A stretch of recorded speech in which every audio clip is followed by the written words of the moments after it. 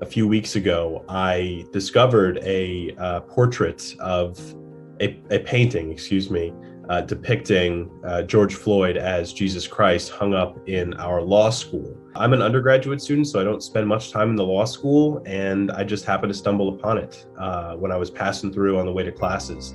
I had never seen it there before.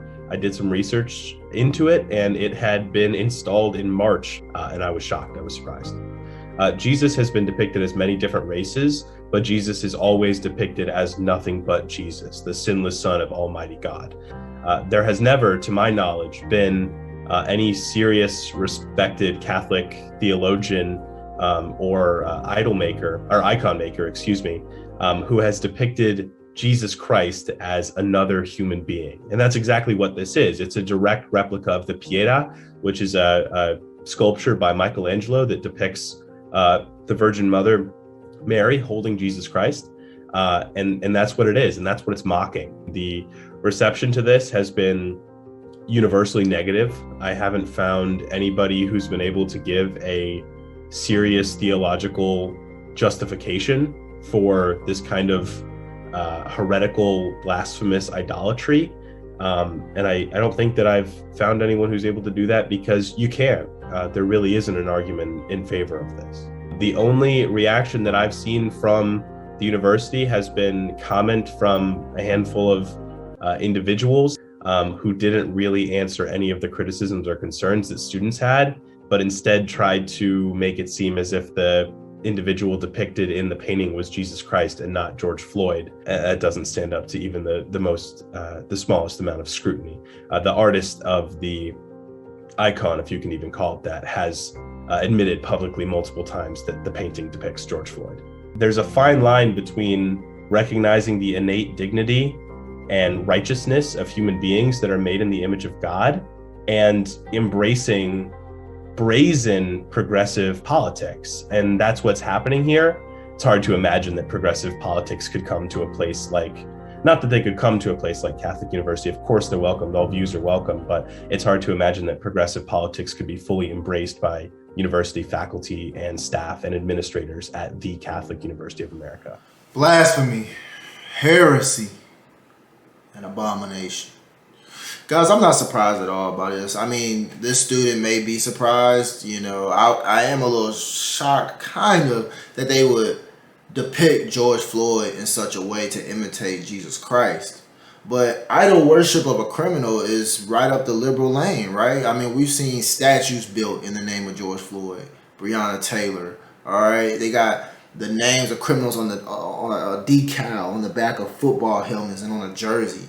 I mean, they have idolized and worshiped George Floyd. I mean, Nancy Pelosi, I don't have to remind you guys, she went on air and she prayed to George Floyd and said, "Thank you for your sacrifice." And I mean, I think that she legitimately means that, because George Floyd's death was the start of the rise of the equity, Black Lives Matter movement. You know what I mean? It was the rise of the Democrat Party, in my opinion. You know what I mean? It was the fuel to the fire of the white supremacist narrative that they put on our former president, Donald Trump. So George Floyd's death, it did have a lot of meaning for the left, ensuring their rise to power. You know what I mean? I think that whoever authorized that painting to be put up at the Catholic church, or the Catholic school rather, they should be held accountable. But let me just say something real quick, guys. It's easy to go along, to get along. It's easy to not hold people accountable, to not speak out when you know something is wrong, right? A lot of those faculty and staff members that attend that school or work at that school, they knew that painting was up, right? But did any of them speak out? No. It took this one man with integrity, this one student with integrity, to speak up and say, "Hey, no, this is wrong. We shouldn't be worshiping a criminal. We shouldn't be honoring someone who ingested poison in their body all the way up until the time of his death. Why do we have a criminal depicted as Jesus Christ?"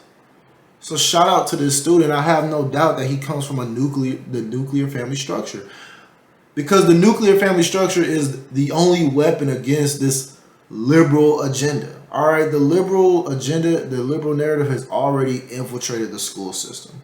They've already infiltrated the cartoons, the TV shows to target this younger demographic of Americans, because the liberals understand that this is the particular demographic that is the future of America.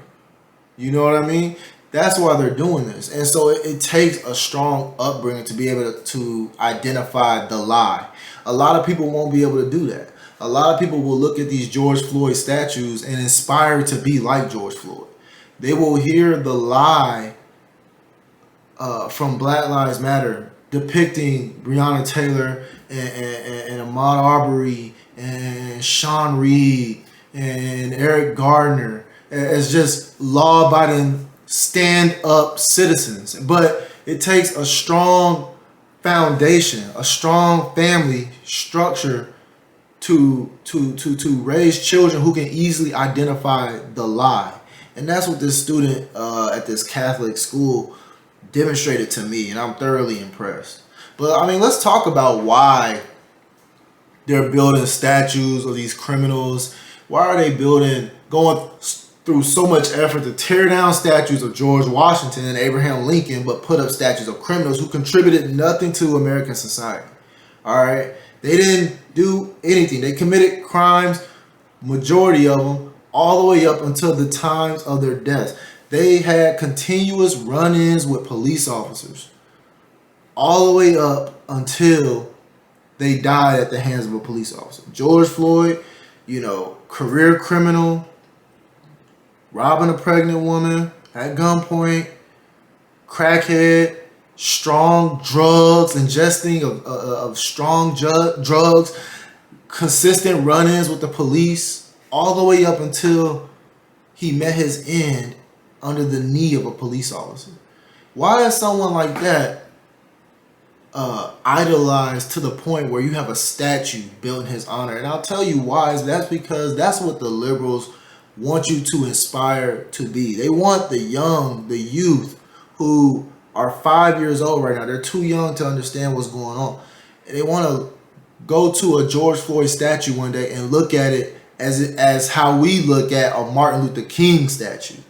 They want the youth to inspire to be like George Floyd, because when you live the lifestyle that George Floyd and so many others before him have done, you're guaranteeing yourself a life of poverty. You won't build any generational wealth for your family. You won't have a nuclear family structure. You'll have kids out of wedlock and everything like that. You'll be poor. You'll start getting introduced to gang violence, drug usage, strong drug usage, jail time, prison time. And the left, even though they will not say it on air, that's what they want. Because when you're poor and you're consistently poor throughout the majority of your years on this earth, these are the demographic of people that look towards socialism. They look toward socialist policies, laws, food stamps, WIC, welfare. These are people who are consistently dependent on the government and dependent on the Democratic Party. And the Democrats know that is their base audience. That is their base voter. The person who is the poor, the unlucky, the dependent on the socialist services. And guys, I mean, I've said it multiple times on this channel and on my last channel, Red Pill 4L, that poverty is directly related to crime. If you're committing crime like George Floyd did, you're going to be poor, just like George Floyd was. The only difference is that you may not get a payout the same way George Floyd's family got a payout, and it's disgraceful. I mean, it really is blasphemy to the fullest extent to put any type of idol other than Jesus Christ in a Catholic setting, But this is what our country has come to, folks. This is that painting that student called out. That is what's popular. You know what I mean? Cause very few people. How many students have seen that photo and didn't, or that picture and didn't say anything? It's popular to just be accepting of the equity lie, you know, the criminal, you know, to worship Breonna Taylor, you know. It's popular to believe in CRT, you know, but it takes a strong individual to speak out against these things and to identify when something is out of place. I mean, this painting was completely out of place, but a lot of individuals are out of place when they go up and they taking pictures next to a George Floyd statue, or they're painting a George Floyd mural. They're worshiping a criminal. And honestly, this is reflected in a lot of these liberal cities that are being overtaken by the criminals. The police don't have enough resources to keep the city safe anymore. Look at San Francisco. Look at Chicago, Detroit. You know what I mean? It's a pattern of worshiping criminals, worshiping wrongdoing. You know what I mean? Making wrong normal. Doing the wrong thing normal. That's what this is. That's when you put a statue up of a criminal, that's what you're doing. And like I said, guys, I'm going to wrap the video up with this. The only way to overcome what is happening in our country, because there's going to be more. This student isn't the first student to come across some type of positive depiction of a criminal, right? The only way to overcome this is the nuclear family structure. There is no other way. A strong upbringing so that your kids can identify this poison, this leftist poison when they see it, as soon as they see it. And they don't just embrace it how a lot of people will do. I mean, the Bible even talks about this. I mean, the pathway to wrongdoing is wide. Many will go down that way, and the right path is narrow. Only a few will go down there.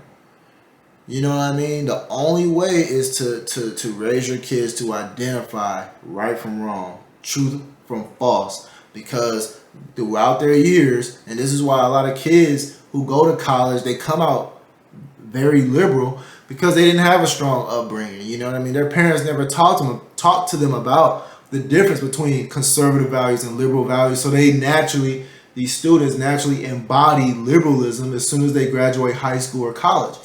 Here's the thing. You teach your kids young the right way, you know, work hard for what you want. You never beg, you know, follow the rules, obey the law. When they come across a marriage between a man and a woman, when they come across things in cartoons, liberal narratives in school, they will know how to react to it just like this student did. Thoroughly impressed with this student. I could be wrong about this, but I don't think I am. Let me know what you guys think in the comment section box below. Like this video, share this video, and subscribe to my channel for more content.